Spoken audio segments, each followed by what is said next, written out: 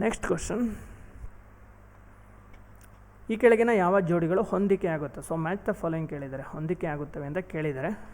First statement ಅಂದರೆ ಇಲ್ಲೇನಿದೆ ಅಂದರೆ national park ಇದೆ ಒಂದು ಸೈಡು, ಇನ್ನೊಂದು ಸೈಡು ರಿವರ್ಸ್ ಇದೆ, ನದಿಗಳಿದೆ. ಅಂದರೆ ಯಾವ ರಾಷ್ಟ್ರೀಯ ಉದ್ಯಾನದ ನಡುವೆ ಯಾವ ನದಿ ಹರಿಯುತ್ತೆ ಅಂತ ಕೇಳಿದ್ದಾರೆ ಇಲ್ಲಿ. ಸೊ ಮ್ಯಾಚ್ ಮಾಡಬೇಕೀಗ. ಸೊ ನೋಡುವ, ಜಿಮ್ ಕಾರ್ಬೆಟ್ ನ್ಯಾಷನಲ್ ಪಾರ್ಕ್ ಎಲ್ಲಿದೆ? ಅದು UK-ನಲ್ಲಿದೆ, ಉತ್ತರಾಖಂಡಲ್ಲಿ. ಆ ಜಿಮ್ ಕಾರ್ಬೆಟ್ ರಾಷ್ಟ್ರೀಯ ಉದ್ಯಾನದಲ್ಲಿ ಗಂಗಾ ನದಿ ಹರಿಯುತ್ತೆ ಅಂತ ಕೊಟ್ಟಿದ್ದಾರೆ. ಓಕೆನಾ? ಸೊ ಇದು ರಾಂಗ್ ಸ್ಟೇಟ್ಮೆಂಟ್. ಗಂಗಾ ನದಿ ಜಿಮ್ ಕಾರ್ಬೆಟಲ್ಲಿ ಹರಿಯಲ್ಲ. ಮತ್ತು ಜಿಮ್ ಕಾರ್ಬೆಟಲ್ಲಿ ಹರಿಯೋ ನದಿ ಯಾವುದು ಅಂತಂದರೆ ಸೊ ರಾಮಗಂಗಾ ಅಂತ, ರಾಮಗಂಗಾ ನದಿ ಅನ್ನೋದು ಹರಿಯುತ್ತೆ. ಸೊ ಇದು wrong statement. So wrong. So next, so Kaziranga ರಾಷ್ಟ್ರೀಯ ಉದ್ಯಾನ ಮಾನಸ್ ಅಂತ ಕೊಟ್ಟಿದ್ದಾರೆ. ಸೊ ಕಾಜಿರಂಗದಲ್ಲಿ ಮಾನಸಲ್ಲಿ ಹರಿಯೋದು, ಕಾಜಿರಂಗದಲ್ಲಿ ಹರಿಯೋದು ಯಾವುದು? ಬ್ರಹ್ಮಪುತ್ರ. ಆ್ಯಕ್ಚುಲಿ ಮಾನಸ್ ಅಂತಲೂ ರಿವರ್ ಇದೆ, ಮಾನಸ್ ನ್ಯಾಷನಲ್ ಪಾರ್ಕಲ್ಲೇ ಹರಿಯುತ್ತೆ ಇದು. ಓಕೆ, ಮಾನಸ್ ಅಂತ ನ್ಯಾಷನಲ್ ಪಾರ್ಕ್ ಹೆಸರು ಬಂದಿರೋದೇ ಈ ನದಿಯಿಂದ. ಸೊ ಅದಕ್ಕೆ ಮಾನಸ್ ನ್ಯಾಷನಲ್ ಪಾರ್ಕ್, ಇದು ಬೇರೆ. ಕಾಜಿರಂಗದಲ್ಲಿ ಹರಿಯೋದು ಬ್ರಹ್ಮಪುತ್ರ. ಸೈಲೆಂಟ್ ವ್ಯಾಲಿಯಲ್ಲಿ ರಾಷ್ಟ್ರೀಯ ಉದ್ಯಾನದಲ್ಲಿ ಕಾವೇರಿ ನದಿ ಹರಿಯೋದನ್ನು ಕೊಟ್ಟಿದ್ದಾರೆ. ಸೈಲೆಂಟ್ ವ್ಯಾಲಿ ಇರೋದು ಪಶ್ಚಿಮ ಘಟ್ಟ ಭಾಗದಲ್ಲಿ, ಕೇರಳದಲ್ಲಿ. ಬಟ್ ಕಾವೇರಿ ಹುಟ್ಟೋದಲ್ಲಿ ಕೊಡಗುನಲ್ಲಿ ಅಲ್ವಾ. ಸೊ ಹಂಗಾಗಿ ಇದು ಬರಲ್ಲ. ಸೈಲೆಂಟ್ ವ್ಯಾಲಿ ರಾಷ್ಟ್ರೀಯ ಉದ್ಯಾನದಲ್ಲಿ ಕಾವೇರಿ ಹರಿಯಲ್ಲ. ಸೊ ಹಾಗಾಗಿ ಇದು ಕೂಡ ರಾಂಗ್ ಸ್ಟೇಟ್ಮೆಂಟ್. ಎಲ್ಲರಂಗೆ ಯಾವುದು ಕರೆಕ್ಟ್ ಇಲ್ಲ ಇದು. ಸೊ ಯಾವುದೋ ಮೇಲಿನ ಯಾವುದು ಅಲ್ಲ ಇದೆ ಆನ್ಸರ್. ನೆಕ್ಸ್ಟ್ ಕ್ವಶನ್ ನೋಡೋಣ. ನೆಕ್ಸ್ಟ್ ಒನ್ ಯಾವುದು? ಸೂಪರ್. ನೋಡಿ 14ನೇ ಕ್ವಶನ್ನು, ಈ ಕೆಳಗಿನ ಯಾವ ರಾಜ್ಯಗಳಲ್ಲಿ ಸಿಂಹಬಾಲದ ಕೋತಿಗಳು, ಲಯನ್ ಟೈಲ್ಡ್ ಮಕಾಕ್ಸ್ ಅಂದರೆ ಇದನ್ನ ಸಿಂಗಳಿಕ ಅಂತಲೂ ಕರೀತಾರೆ, ಇವು ನೈಸರ್ಗಿಕವಾಗಿ ಕಂಡುಬರ್ತವೆ ಅಂತ? ಝೂನಲ್ಲಿ ಅಲ್ಲ, ಝೂ ನ್ಯಾಚುರಲ್, ಆರ್ಟಿಫಿಷಿಯಲ್ ಅಲ್ವಾ. ನ್ಯಾಚುರಲ್ ಹ್ಯಾಬಿಟೇಟಲ್ಲಿ ಕಂಡುಬರಬೇಕು. ಇವು ಎಲ್ಲೆಲ್ಲಿ ಅಂತ ಕೇಳಿದ್ದಾರೆ, ಯಾವ ರಾಜ್ಯ ಅಂತ ಕೇಳಿದ್ದಾರೆ. ಸೊ ತಮಿಳುನಾಡು, ಕೇರಳ, ಕರ್ನಾಟಕ, ಆಂಧ್ರ ಇದೆ.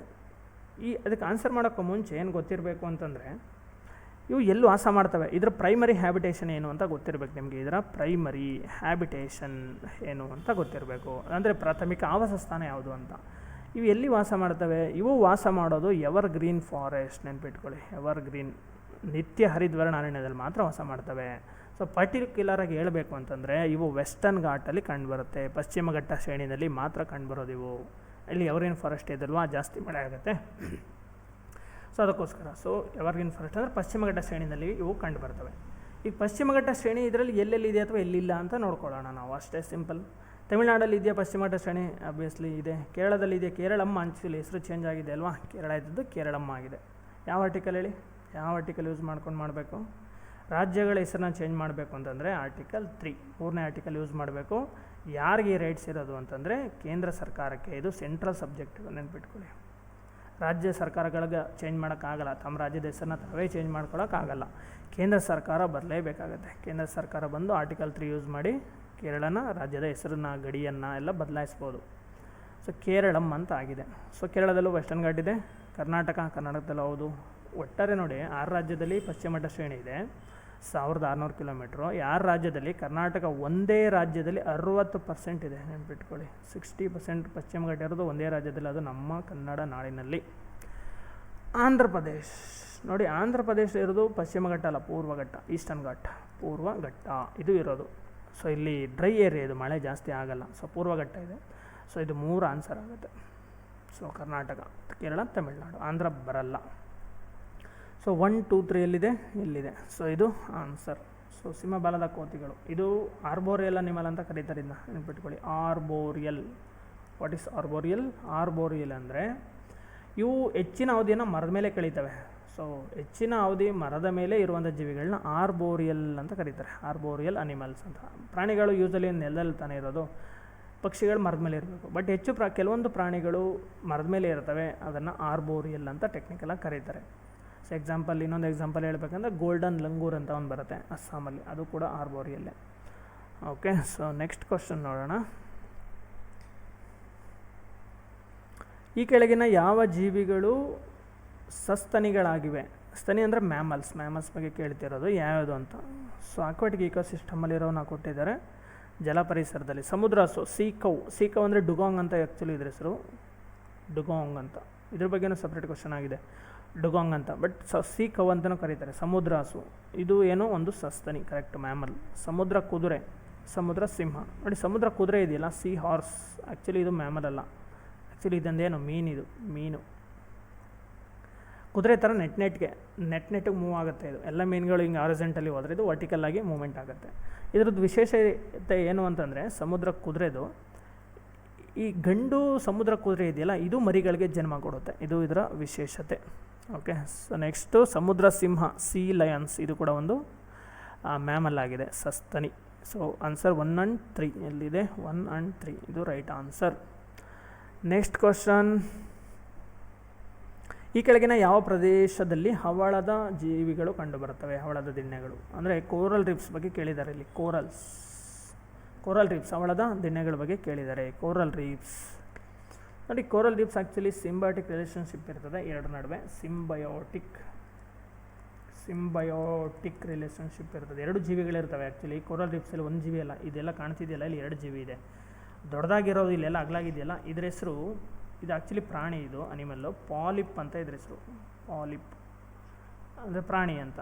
ಇನ್ನೊಂದು ಝೂಕ್ಸಾಂತೆಲ್ಲ ಅಂತ ಒಂದು ಬರುತ್ತೆ. ಝೂಕ್ಸಾಂತೆಲ್ಲ ಅಂತ ಬರುತ್ತೆ. ಇದೊಂದು ಪ್ಲಾಂಟ್. ಇದು ಪ್ಲಾಂಟ್ ಅಂದರೆ ಪ್ಲಾಂಟ್ ಮೀನ್ಸ್ ಫೋಟೋಸಿಂಥೆಸಿಸ್ ಮಾಡುತ್ತೆ ಅಂತ. ಇದು ಫೋಟೋಸಿಂಥೆಸಿಸ್ ಮಾಡಲ್ಲ ಅಂತ ಅರ್ಥ.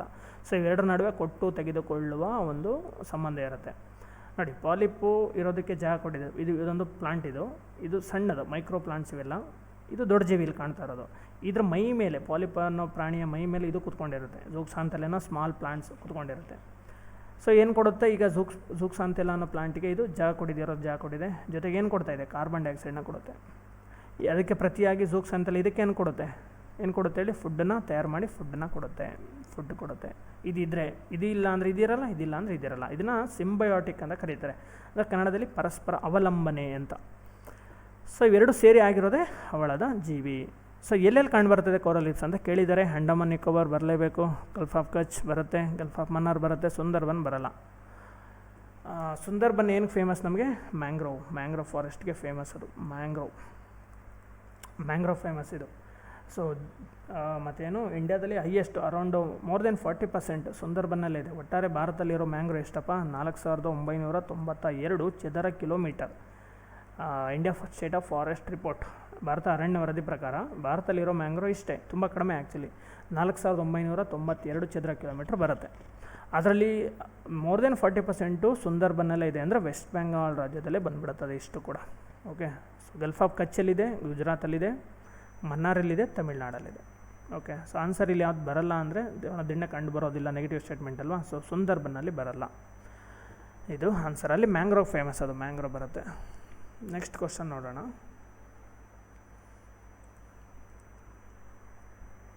ಬಯೋಡೈವರ್ಸಿಟಿ ಬಗ್ಗೆ ಇದೆ. ಜೀವವೈವಿಧ್ಯತೆ ಸಂರಕ್ಷಣೆಯ ಜೊತೆಗೆ ಸಾಂಪ್ರದಾಯಿಕ ಜೀವನ ಶೈಲಿಯನ್ನು ಒಟ್ಟಾಗಿ ಪ್ರೋತ್ಸಾಹಿಸಲು ಉತ್ತಮವಾದ ವಿಧಾನ, ಸ್ಟ್ರಾಟಜಿ ಯಾವುದು ಅಂತ ಕೇಳ್ತಾರೆ. Best strategy to conserve both traditional lifestyle and biodiversity.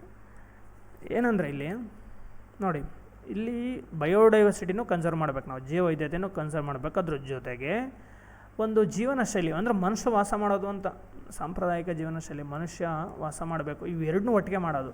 ಹೆಂಗೆ ಮಾಡೋಕ್ಕಾಗುತ್ತೆ ಎರಡನ್ನೂ? ನೋಡಿ, ಇಲ್ಲಿ ನ್ಯಾಷನಲ್ ಪಾರ್ಕ್ ಅಂತಿದೆ. ನ್ಯಾಷನಲ್ ಪಾರ್ಕಲ್ಲಿ ಮನುಷ್ಯ ಇರೋಕ್ಕಾಗತ್ತಾ? ಸೊ ಸಾಧ್ಯ ಇಲ್ಲ. ಆ್ಯಕ್ಟ್ ಇದನ್ನು ಅಲೋ ಮಾಡಲ್ಲ. ಕೆಲವೊಂದು ನ್ಯಾಷನಲ್ ಪಾರ್ಕಲ್ಲಿ ಇದ್ದಾರೆ, ಬಟ್ ಅದು ತುಂಬ ರೇರ್ ಕೇಸಲ್ಲಿ ಕೆಲವೊಂದು ಕಡೆ ಮಾತ್ರ ಅಲೋ ಮಾಡಿದ್ದಾರೆ. ಸೊ ಜನರಲಿ ಅದು ಕಷ್ಟ. ಸೊ ಹಾಗಾಗಿ ಇಲ್ಲಿ ರಾಷ್ಟ್ರೀಯ ಉದ್ಯಾನ ಅಲ್ಲಿನ ಪರಿಸರಕ್ಕೆ ಮಾತ್ರ ಸಂಬಂಧಪಟ್ಟಿದ್ದು, ಮನುಷ್ಯ ಇರೋದಕ್ಕೆ ಸಾಮಾನ್ಯವಾಗಿ ಅವಕಾಶ ಇಲ್ಲ. ರೇರ್ ಕೇಸಲ್ಲಿ ಇದೆ, ಕೆಲವೊಂದು ನ್ಯಾಷನಲ್ ಪಾರ್ಕಲ್ಲಿ ವಾಸ ಮಾಡ್ತಿದ್ದಾರೆ, ಬಟ್ ಅದು ಬೇಡ. ಜನರಲಿ ಇಲ್ಲಿ ಆಗಲ್ಲ, ಮನುಷ್ಯ ವಾಸ ಮಾಡೋಕ್ಕಾಗಲ್ಲ. ಬೊಟಾನಿಕಲ್ ಗಾರ್ಡನ್ ಇದೇನಕ್ಕೆ ಸಂಬಂಧಪಟ್ಟಿದೆ? ಪ್ಲಾಂಟ್ಸ್ ಇರ್ತವೆ. ಇಲ್ಲೂ ಕೂಡ ಹ್ಯೂಮನ್ ಸೆಟಲ್ಮೆಂಟ್ಗೆ ಅವಕಾಶ ಇಲ್ಲ, ಅಂದರೆ ಮನುಷ್ಯ ವಾಸ ಮಾಡೋಕ್ಕಾಗಲ್ಲ. ಸೊ ವೈಲ್ಡ್ ಲೈಫ್ ಸ್ಯಾಂಕ್ಚುರಿ ಕೇಳಿದ್ರೆ ಅಭಯಾರಣ್ಯ, ಇಲ್ಲೂ ಕೂಡ ಇರೋದಕ್ಕಾಗಲ್ಲ. ಇವೆಲ್ಲ ಪ್ರಾಣಿ ಪಕ್ಷಿಗಳಿಗೆ ಸೀಮಿತ. ಆದರೆ ಬಯೋಸ್ಪಿಯರ್ ರಿಸರ್ವ್ ಅಂತಿದೆ. ಸೊ ಈ ಕಾನ್ಸೆಪ್ಟ್ ಇಂಟ್ರೊಡ್ಯೂಸ್ ಮಾಡಿದ್ದಾರಪ್ಪ ಯುನೆಸ್ಕೋ. Very important concept. ಯುನೆಸ್ಕೋದವರು ಇಂಟ್ರೊಡ್ಯೂಸ್ ಮಾಡಿದ್ದು. ಸೊ ಇವರೊಂದು ಪ್ರೋಗ್ರಾಮ್ ತರ್ತಾರೆ. ಏನು ಪ್ರೋಗ್ರಾಮ್ ಅದು? Man and biosphere reserve programme ಅಂತ, ಮ್ಯಾಬ್ ಅಂತ ಕರೀತಾರೆ. Man and biosphere reserve programme ಅಂತ, ಮಾನವ ಮತ್ತು ಮೀಸಲು ಜೀವಗಳ ಕಾರ್ಯಕ್ರಮ. ಈ ಕಾರ್ಯಕ್ರಮದ ಅಂಡರಲ್ಲಿ ಬಯೋಸ್ಪಿಯರ್ ರಿಸರ್ವ್ ಅನ್ನೋ ಕಾನ್ಸೆಪ್ಟ್ ಇಂಟ್ರೊಡ್ಯೂಸ್ ಮಾಡ್ತಾರೆ, ಜೀವಗಳ ಮೀಸಲು. ಸೊ ಬಯೋಸ್ಪಿಯರ್ ರಿಸರ್ವ್ ಅನ್ನೋ ಕಾನ್ಸೆಪ್ಟ್ನ ಇಂಟ್ರೊಡ್ಯೂಸ್ ಮಾಡ್ತಾರೆ. ಇದು ಏನೋ ಹೇಳುತ್ತೆ ಅಂದರೆ, ಇಲ್ಲಿ ಜೀವವೈವಿಧ್ಯತೆ ಅಂದರೆ ವನ್ಯಜೀವಿಗಳನ್ನ ಸಂರಕ್ಷಣೆ ಮಾಡ್ತೀವಿ ನಾವು. ಮನುಷ್ಯರು ಅವರ ನಾರ್ಮಲ್ ಲೈಫಲ್ಲಿ, ಅಂದರೆ ಅಡ್ವಾನ್ಸ್ ಆಗಿರೋಂಗಿಲ್ಲ, ಇಂಡಸ್ಟ್ರಿಗಳು ಈ ಥರ ಪೊಲ್ಯೂಷನ್ ಈ ಥರ ಇರೋಂಗಿಲ್ಲ, ನಾರ್ಮಲ್ ಟ್ರೆಡಿಷ್ನಲ್ ಲೈಫ್ ಸ್ಟೈಲಲ್ಲಿ ಇರ್ಬೋದು, ಹಳ್ಳಿಗಳು ಈ ಥರ. ಸೊ ಇವೆರಡನ್ನೂ ಪ್ರೊಟೆಕ್ಟ್ ಮಾಡಲಾಗುತ್ತೆ ಒಟ್ಟಿಗೆ. ಇದೊಂದೇ ಇರೋದು ನಮಗೆ ಈ ಥರ ಎರಡನ್ನೂ ಪ್ರೊಟೆಕ್ಟ್ ಮಾಡೋಕ್ಕಿರೋ ಚಾನ್ಸ್. ಓಕೆ, ಸೊ ಇಲ್ಲಿ ಯಾವ್ದು ಆನ್ಸರು? ಬಯೋಸ್ಪಿಯರ್ ರಿಸರ್ವ್, ಜೀವಗಳ ಮೀಸಲು. ಓಕೆ, ಸೊ ಯುನೆಸ್ಕೋ ಪ್ಯಾರಿಸಲ್ಲಿ ಇದರ ಹೆಡ್ ಕ್ವಾರ್ಟರ್ ಇದೆ, ವೆರಿ ಇಂಪಾರ್ಟೆಂಟ್ ಬಾಡಿ. ಇಂಡಿಯಾದಲ್ಲಿ ಟೋಟಲ್ ಬಯೋಸ್ಫಿಯರ್ ರಿಸರ್ವ್ಗಳು ಎಷ್ಟಿದ್ದಾವೆ ಅಂತಂದರೆ, ಸೊ ಇಂಡಿಯಾದಲ್ಲಿ ಟೋಟಲ್ ಬಯೋಸ್ಫಿಯರ್ ರಿಸರ್ವ್ಗಳು 18 ಇದ್ದಾವೆ. 18 ವೆರಿ ಇಂಪಾರ್ಟೆಂಟು. ರೀಸೆಂಟಾಗಿ ಒಂದು ನ್ಯೂಸ್ ಬಂದಿದೆ, ಈ 18 ಇಂಡಿಯಾದಿಂದ ಡಿಕ್ಲೇರ್ ಆಗಿರೋವು. ಬಟ್ ಯುನೆಸ್ಕೋ ತನ್ನ ಪ್ರೋಗ್ರಾಮ್ಗೆ ಮ್ಯಾನ್ ಆ್ಯಂಡ್ ಬಯೋಸ್ಫಿಯರ್ ರಿಸರ್ವ್ ಪ್ರೋಗ್ರಾಮ್ಗೆ ಎಷ್ಟು ಸೆಲೆಕ್ಟ್ ಮಾಡ್ಕೊಂಡಿದೆ ಅಂದರೆ 18ರಲ್ಲಿ 13. 12 ಇತ್ತು. ಈಗ ರೀಸೆಂಟಾಗಿ ಕೋಲ್ಡ್ ಡೆಸರ್ಟ್ ಹಿಮಾಚಲ್ ಪ್ರದೇಶದಲ್ಲಿರುವಂಥ ಶೀತ ಮರುಭೂಮಿ ಕೂಡ ಆಯ್ಕೆ ಮಾಡಿದ್ದಾರೆ ಲಾಸ್ಟ್ ಇಯರು, ಹಂಗಾಗಿ ಈಗ 13 ಆಗಿದೆ. ಟೋಟಲ್ ಬಯೋಸ್ಫಿಯರ್ ರಿಸರ್ವ್ ಇಂಡಿಯಾದಿಂದ ಡಿಕ್ಲೇರ್ ಆಗಿರೋ 18. ಅದರಲ್ಲಿ 13ಅನ್ನು UNESCO man and biosphere reserve ಪ್ರೋಗ್ರಾಮ್ಗೆ ಸೆಲೆಕ್ಟ್ ಮಾಡ್ಕೊಂಡಿದೆ. ಓಕೆನಾ, ಇದೊಂದು ಕರೆಂಟ್ ಅಫೇರ್ಸನ್ನು ನೆನ್ಪಿಟ್ಕೊಳ್ಳಿ. ನೆಕ್ಸ್ಟ್ ಕ್ವಶನ್ ನೋಡೋಣ. ಲೈಕೆನ್ಸ್ ಬಗ್ಗೆ ಕೇಳಿದ್ದಾರೆ, ಕಲ್ಲುಗಳ ಬಗ್ಗೆ. ಈ ಕಡೆಯನ್ನು ಯಾವೆರಡು ಜೀವಿಗಳೇ ನಡುವಿಂದ ಆಗಿದೆ? 2 ಜೀವಿಗಳಿದೆ ಇಲ್ಲಿ ನೋಡಿ, ಇಲ್ಲಿ ಮರದ ಮೇಲೆ ಬೆಳ್ಕೊಳ್ಳುತ್ತಲ್ವ, ಸೊ ಕಲರ್ಫುಲ್ ಆಗಿರ್ತದೆ. ಮರದ ಮೇಲೆ, ಕಲ್ಲು ಮೇಲೆ ಎಲ್ಲ ಕಡೆ ಬೆಳೆದು ಬಿಡುತ್ತಿದ್ದು. ಇಲ್ಲಿ ನೋಡಿ, ಇದು ಕಾಣ್ತಾ ಇದೆಯಲ್ಲ, ಇದರಲ್ಲಿ 2 ಜೀವಿಗಳಿದೆ, 2 ಜೀವಿಗಳಿಂದ ಆಗಿರೋದು. ನಾವು ಅಲ್ಲೇ ಕೋರಲ್ ರೀಫ್ಸ್ ಹೇಳಿದ್ನಲ್ಲ ಆ ಥರ. ಸೊ 2 ಜೀವಿಗಳಿಂದ ಆಗಿದೆ ಅಂದರೆ ಯಾವ ಸಂಬಂಧ ಅದು? ಯಾವ ಸಂಬಂಧ ಇವೆರಡು ನಡುವೆ ಇರೋದು? ಕಲ್ಲುನಲ್ಲಿ ನೋಡಿ ಫಸ್ಟ್ ಯಾವ್ಯಾವುದರಿಂದ ಆಗಿದೆ ನೋಡಬೇಡ. ಸೊ ಇದು ಯಾವುದು? ಶಿಲೀಂಧ್ರ ಬ್ಯಾಕ್ಟೀರಿಯಾನ? ಬ್ಯಾಕ್ಟೀರಿಯಾ ಬರಲ್ಲ. ಶೈವಲ ಶಿಲೀಂಧ್ರನ? ಇದೇ ಆನ್ಸರ್. ಎರಡನೇದೇ ಆನ್ಸರ್ ಶೈವಲ ಮತ್ತು ಶಿಲೀಂಧ್ರ. ಆಲ್ಗೆ ಮತ್ತು ಫಂಗಿ 2 ಜೀವಿಗಳು ಸೇರಿ ಕಲ್ಲು ಹೂಗಳು ಆಗಿರೋದು. ಬ್ಯಾಕ್ಟೀರಿಯಾ ಬರಲ್ಲ, ವೈರಸ್ಸು ಬರಲ್ಲ. ಓಕೆ, ಸೊ ಇದು ಆನ್ಸರ್ ಶೈವಲ ಮತ್ತು ಶಿಲೀಂಧ್ರ. ಎರಡು ನಡುವೆ ಯಾವ ರೀತಿ ಸಂಬಂಧ ಇದೆ? ಸಿಂಬಯೋಟಿಕ್. ಸಿಂಬಯೋಟಿಕ್ ಅಂದರೆ ಪರಸ್ಪರ ಅವಲಂಬನೆ. ನೋಡಿ, ಶೈವಲ ಸತ್ತೋದ್ರೆ ಶಿಲೀಂಧ್ರ ಸಾಯುತ್ತೆ, ಶಿಲೀಂಧ್ರ ಸತ್ತರೆ ಶೈವಲ ಸಾಯುತ್ತೆ. ಇದನ್ನು ಈ ಥರ ಸಂಬಂಧ ಇದ್ದರೆ ಇದನ್ನು ಸಿಂಬಯೋಟಿಕ್ ಅಂತ ಕರೀತಾರೆ. ಮ್ಯೂಚುವಲಿಸಮ್ ಅಂದ್ರೇನು? ಇನ್ನೊಂದಿದೆ ಮ್ಯೂಚುವಲಿಸಮ್. ಇನ್ನೂ ಸುಮಾರು ಇದ್ದಾವೆ ಇದರಲ್ಲಿ. ಮ್ಯೂಚುವಲಿಸಮಿನ ಎಕ್ಸಾಂಪಲ್ ಇನ್ನೊಂದು ಹೂವಿದೆ, ಇನ್ನೊಂದು ದುಂಬಿ ಇದೆ. ದುಂಬಿ ಬರುತ್ತೆ, ಇಲ್ಲಿ ಕೂತ್ಕೊಳ್ಳುತ್ತೆ, ಜೇನು ಕೂಡ್ಕೊಳ್ಳುತ್ತೆ, ವಾಪಸ್ ಹೋಗುತ್ತೆ ಅಲ್ವಾ? ಇದರಿಂದ ಏನು ಲಾಭ? ಹೂಗೆ ಸಂತಾನೋತ್ಪತ್ತಿ ಆಗುತ್ತೆ, ಪಾಲಿನೇಷನ್. ದುಂಬಿಗೆ ಆಹಾರ ಸಿಗುತ್ತೆ, ಇಬ್ಬರಿಗೂ ಲಾಭ ಇದೆ. ಬಟ್ ದುಂಬಿ ಹೂವಿನ ಮೇಲೆ ಕೂತ್ಕೊಂಡೆ ಅಂದರೆ ಗಿಡ ಸತ್ತೋಗುತ್ತಾ? ಸಾಯಲ್ಲ. ಸೊ ಹಾಗಾಗಿ ಇದು ಮ್ಯೂಚುವಲಿಸಮ್ ಅಂತ ಬರುತ್ತೆ. ಒಂದನ್ನು ಬಿಟ್ಟು ಇನ್ನೊಂದು ಇರೋಕ್ಕಾಗಲ್ಲ ಅಂತ ಅದನ್ನು ಸಿಂಬಯೋಸಿಸ್ ಅಂತ ಅಥವಾ ಸಿಂಬಯೋಟಿಕ್ ಅಂತ ಕರೀತಾರೆ. ಓಕೆ, ಇಲ್ಲಿ ಬೈಂಡಿಂಗ್ ಇರಲ್ಲ. ಇದು ನೋಡಿ ಸಿಂಪಲ್, ಇದು ನಾನ್ ಬೈಂಡಿಂಗ್. ಇದು ಇವೆರಡರ ನಡುವೆ, ಹೂ ಮತ್ತು ದುಂಬಿ ನಡುವೆ ನಾನ್ ಬೈಂಡಿಂಗ್ ಇರುತ್ತೆ. ಅಂದರೆ ನಾನ್ ಬೈಂಡಿಂಗ್ ಅಂದರೆ ಏನಪ್ಪ? ಅವಲಂಬಿತ ಅಲ್ಲ ಇವು. ಬಟ್ ಇಲ್ಲಿ ಸಿಂಬಯೋಟಿಕಲ್ಲಿ ಇವು ಅವಲಂಬಿತ. ನೋಡಿ, ಬೈಂಡಿಂಗ್ ಇವು ಶೈವಲ ಮತ್ತು ಶಿಲೀಂಧ್ರ. ಯಾಕಂದರೆ ಇದಿಲ್ಲ ಅಂದರೆ ಇದು ಸಾಯುತ್ತೆ, ಇದಿಲ್ಲ ಅಂದರೆ ಇದು ಸಾಯುತ್ತೆ. ಈ ಥರ ಇದ್ದಾಗ ಬೈಂಡಿಂಗ್ ರಿಲೇಷನ್ಶಿಪ್ ಅಂತ ಕರೀತಾರೆ ಇದನ್ನು. ಸೊ ಇದು difference. Okay, so next question ನೋಡೋಣ. ಬ್ಯೂಟಿಫುಲ್. ನೋಡಿ, ಇದ್ರ ಹೆಸರು ಹಾರ್ನ್ಬಿಲ್ ಅಂತ bird. Very famous bird. Hornbill ಪಕ್ಷಿ ಅಂತ ಕರೀತಾರೆ, ಗ್ರೇಟ್ ಹಾರ್ನ್ಬಿಲ್ ಅಂತ. ಯಾಕೆಂದರೆ ಹಾರ್ನ್ಬಿಲ್ ಪ್ರಭೇದಗಳಲ್ಲಿ ಇದೇ ದೊಡ್ಡದಿರೋದ್ರಿಂದ ಗ್ರೇಟ್ ಅನ್ನೋ ವರ್ಡ್ ಸೇರಿಸ್ತಾರೆ. ಇದು ಸುಮಾರಾಗಿ 50 ವರ್ಷದವರೆಗೂ ಬದುಕುವಂಥ ಪಕ್ಷಿ ಆಗಿರುತ್ತೆ. ಕ್ವಶನ್ ಏನು ಕೇಳಿದರೆ, ಗ್ರೇಟ್ ಹಾರ್ನ್ಬಿಲ್ ಪಕ್ಷಿಯು IUCN ಕೆಂಪು ದತ್ತಾಂಶ ಪುಸ್ತಕದಲ್ಲಿ ಯಾವ ಗುಂಪಿನಲ್ಲಿದೆ ಅಂತ. ನೋಡಿ, IUCN ಒಂದು ವೆರಿ ಇಂಪಾರ್ಟೆಂಟ್ NGO. ಇದು ಒಂದು ರೆಡ್ ಡೇಟಾ ಬುಕ್ನ ಪಬ್ಲಿಷ್ ಮಾಡುತ್ತೆ 1964 1964 ರೆಡ್ ಡೇಟಾ ಬುಕ್, ಕೆಂಪು ದತ್ತಾಂಶ ಪುಸ್ತಕವನ್ನು ಪಬ್ಲಿಷ್ ಮಾಡ್ತಿದೆ. ಅದರಲ್ಲಿ ಯಾವ ಪ್ರಭೇದಗಳು ಅಳಿವಿನಂಚಿನಲ್ಲಿದೆ ಅಂತ ಲಿಸ್ಟ್ ಮಾಡುತ್ತೆ. ಓಕೆ, ಆ ಲಿಸ್ಟ್ ಆ್ಯಕ್ಚುಲಿ 9 ಗುಂಪುಗಳು ಮಾಡುತ್ತೆ. ಎಕ್ಸಾಂಪಲ್ ನೋಡಿ, ಅದರಲ್ಲಿ ಎಕ್ಸಾಂಪಲ್ ಕೇಳುವಂಥವು ಯಾವುದು?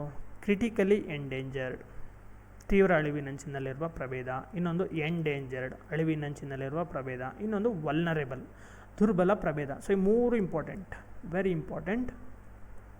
ತೀವ್ರ ಅಳಿವಿನಂಚಿನಲ್ಲಿರುವ ಪ್ರಭೇದ, ಇದು ಅಳಿವಿನಂಚಿನಲ್ಲಿರುವ ಪ್ರಭೇದ, ಅಳಿವಿನಂಚಿನಲ್ಲಿರುವ ಪ್ರಭೇದ, ಇದು ದುರ್ಬಲ ಪ್ರಭೇದ. ಸೊ ಈ ಪಕ್ಷಿನ ಇದರಲ್ಲಿ 9 ಗ್ರೂಪ್ ಇರೋದು actually. Near threatened, least concern, extinct in wild, ಈ ಥರ ಒಟ್ಟು 9 ಗ್ರೂಪ್ ಇದೆ. ಎಕ್ಸಾಂಪಲ್ ಕೇಳೋದು ಇವು 3: ಕ್ರಿಟಿಕಲಿ ಎಂಡೇಂಜರ್ಡ್, ವಲ್ನರೇಬಲ್. ಸೊ ಈ ಪಕ್ಷಿ ಯಾವ ಗುಂಪಲ್ಲಿ ಇಟ್ಟಿದ್ದಾರೆ ಅಂತಂದರೆ ಇದನ್ನು ವಲ್ನರೇಬಲ್ ಗುಂಪಲ್ಲಿ ಇಟ್ಟಿದ್ದಾರೆ. ಅಂದರೆ ದುರ್ಬಲ, ಇದಕ್ಕೆಲ್ಲ ಕ್ರೈಟೇರಿಯಾ ಇದೆ. ಸೊ ಆಮೇಲೆ ನೋಡೋಣ ಬೇರೆ ಯಾವ್ದಾದ್ರು ಕ್ಲಾಸಲ್ಲಿ. ಸೊ ವಲ್ನರೇಬಲ್ ಅನ್ನೋ ಒಂದು ದುರ್ಬಲ ಪ್ರಭೇದ, ಇವುಗಳ ಸಂಖ್ಯೆ ಕಡಿಮೆ ಆಗಿದೆ. ಓಕೆ, ಬಟ್ ತುಂಬ ಡೇಂಜರ್ ಇಲ್ಲ. ಕ್ರಿಟಿಕಲಿ ಎಂಡೇಂಜರ್ಡ್ ಏನಿಲ್ಲ, ಎಂಡೇಂಜರ್ಡಲ್ಲೂ ಇಲ್ಲ, ವಲ್ನರೇಬಲ್ ಲಿಸ್ಟಲ್ಲಿದೆ. ಓಕೆ, ಸೊ ಆ ಥರ ಪಕ್ಷಿ ಇದು. ಇದ್ರದ್ದು ವಿಶೇಷತೆ ಏನಂದರೆ ಇದು 2 ರಾಜ್ಯಗಳ ರಾಜ್ಯ ಪಕ್ಷಿ ಕೂಡ ಹೌದು. ಯಾವುದು 2 ರಾಜ್ಯಗಳು? ಒಂದು ಕೇರಳ ಮತ್ತು ಅರುಣಾಚಲ ಪ್ರದೇಶ್. 2 ರಾಜ್ಯಗಳ ರಾಜ್ಯ ಪಕ್ಷಿ, state board of Kerala and Arunachal Pradesh. ಜೊತೆಗೆ ಇದು ಹಾರ್ನ್ಬಿಲ್ ಫೆಸ್ಟಿವಲ್ ಕೂಡ ಮಾಡ್ತಾರೆ. ಬಟ್ ಇದು ಈ ರಾಜ್ಯಗಳಲ್ಲ, ನಾಗಾಲ್ಯಾಂಡ್ ರಾಜ್ಯದಲ್ಲಿ ಹಾರ್ನ್ಬಿಲ್ ಉತ್ಸವ ಅಂತ ಮಾಡ್ತಾರೆ. ಓಕೆ, ಬಟ್ ಅಲ್ಲಿನ ರಾಜ್ಯ ಪಕ್ಷಿ ಅಲ್ಲ ಇದು.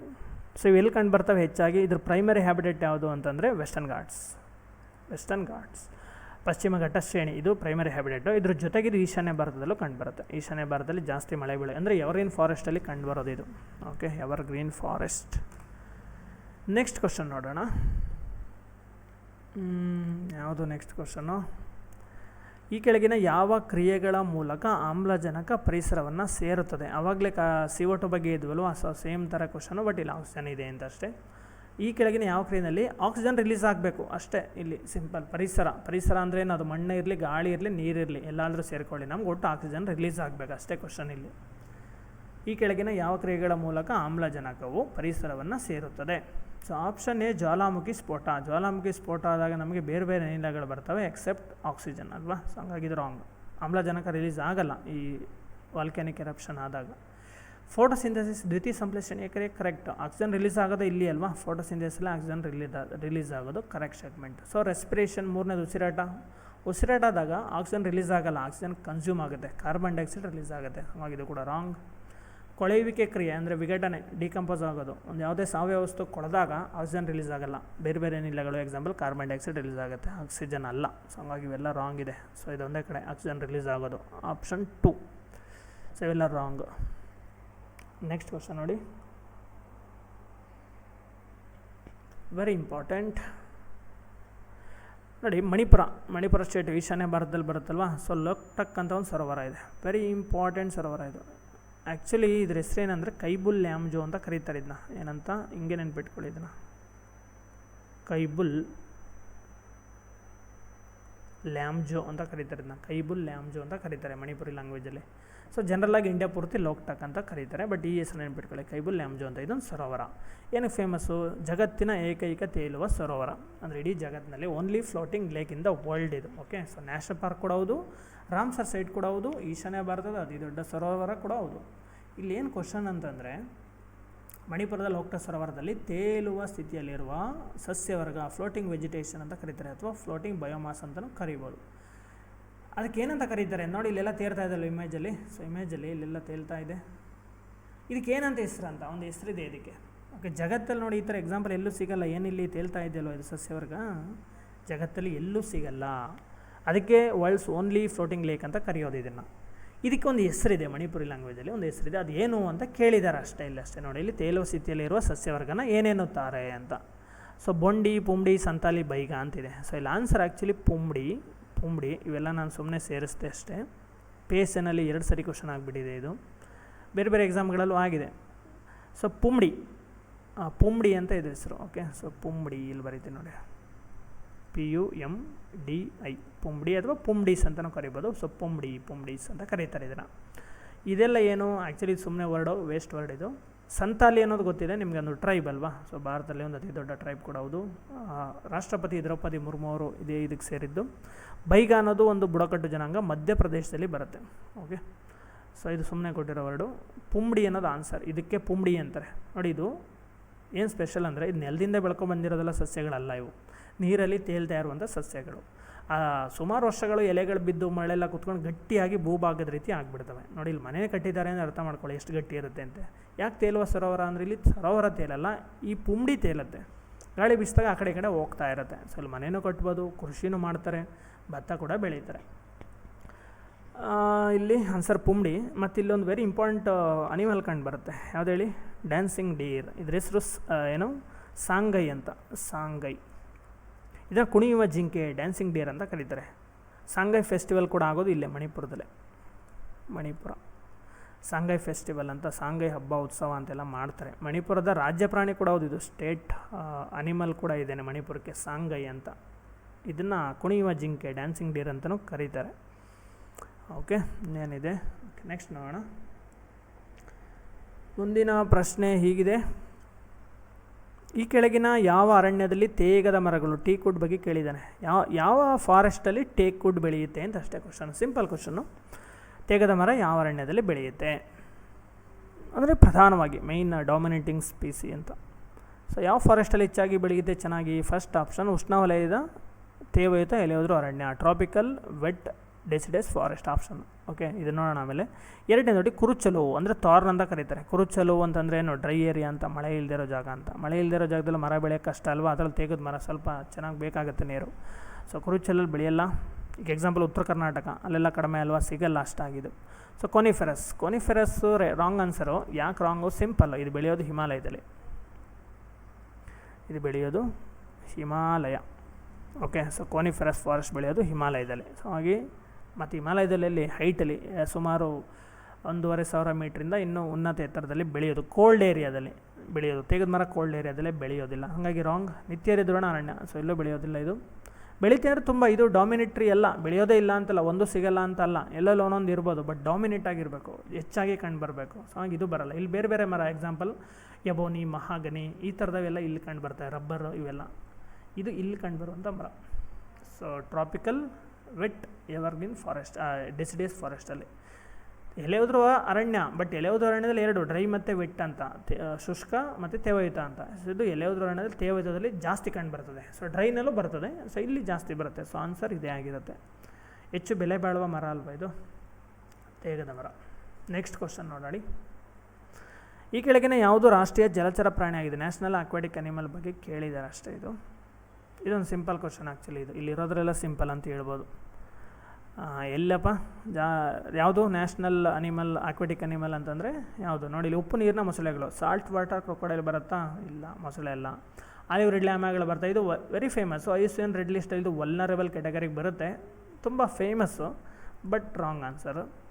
ಗಂಗಾ ನದಿ ಡಾಲ್ಫಿನ್, ಇರಾವಾಡಿ ಡಾಲ್ಫಿನ್ ಅಂತ ಎರಡಿದೆ, ಎರಡು ಡಾಲ್ಫಿನ್ನೇ, ಬಟ್ ಗಂಗಾ ನದಿದೊಂದು ಗ್ಯಾಂಜೆಟಿಕ್ ಡಾಲ್ಫಿನ್ ಅಂತ ಕರೀತಾರೆ ಇದನ್ನ. ಸೊ ಗಂಗಾ ನದಿ ಡಾಲ್ಫಿನ್ ಅಂತ ಕನ್ನಡದಲ್ಲಿ ಕರಿಬೋದು, ಇರಾವಾಡಿ ಡಾಲ್ಫಿನ್ ಅಂತ. ಇವೆರಡರಲ್ಲಿ ಯಾವುದು ಅಂತಂದರೆ ಗಂಗಾ ನದಿ ಡಾಲ್ಫಿನ್ ಆನ್ಸರ್. ಗ್ಯಾಂಜೆಟಿಕ್ ಡಾಲ್ಫಿನ್ ಇಲ್ಲಿ ನೋಡಿ, Gangetic dolphin, it is A fresh water species and recognised as India's national aquatic animal ಅಂತ ಕೊಟ್ಟಿದ್ದಾರಲ್ವಾ. ಎಲ್ಲೆಲ್ಲಿ ಕಂಡು ಬರ್ತದೆ ನೋಡಿ, ಗಂಗಾ, ಬ್ರಹ್ಮಪುತ್ರ, ಮೇಘನಾ, ಕರ್ಣಪುಲಿ, ಸಂಗು ರಿವರ್, ಈ ನದಿಗಳಲ್ಲಿ ನೇಪಾಳ, ಬಾಂಗ್ಲಾದೇಶ, ಇಂಡಿಯಾದಲ್ಲೆಲ್ಲ ಕಂಡು ಬರ್ತದೆ.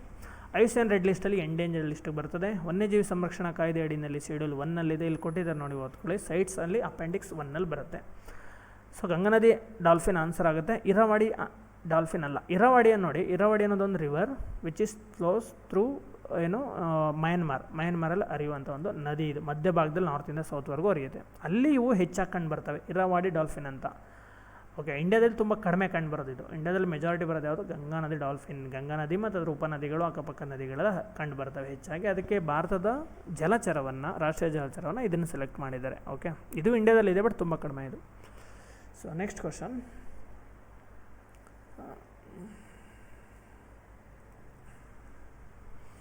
24th one.